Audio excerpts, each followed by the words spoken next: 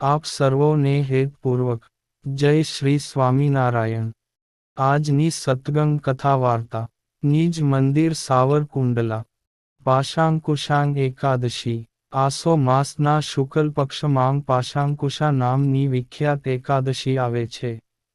એ સઘળા પાપોને હરનારી, સ્વર્ગ અને મોક્ષ પ્રદાન કરનારી, શરીરને નિરોગ બનાવનારી તથા સુંદર સ્ત્રી, ધન અને મિત્ર આપનારી છે।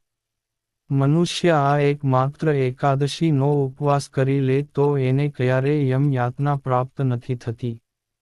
રાજન, એકાદશીના દિવસે ઉપવાસ અને રાત્રે જાગરણ કરનાર મનુષ્ય અનાયાસે જ દિવ્ય રૂપ ધારી, ચતુર્ભુજ, ગરુડની ધ્વજાથી યુક્ત હારથી સુશોભિત અને પીતાંબર ધારી થઈને ભગવાન વિષ્ણુના ધામમાં જાય છે।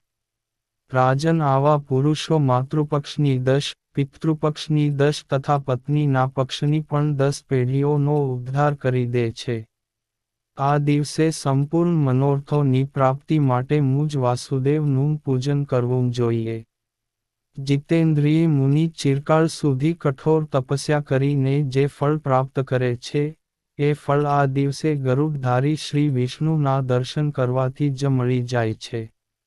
જે પુરુષ સુવર્ણ, તલ, ભૂમિ, ગૌ, અન્ન, જળ, પગરખા અને છત્રીનું દાન કરે છે, એ ક્યારેય યમરાજને નથી જોતો। રાજન, તમે મને જે કંઈ પૂછ્યું હતું એ અનુસાર પાશાંકુશા એકાદશીનું મહાત્મ્ય મેં વર્ણવ્યું। જય શ્રી સ્વામિનારાયણ।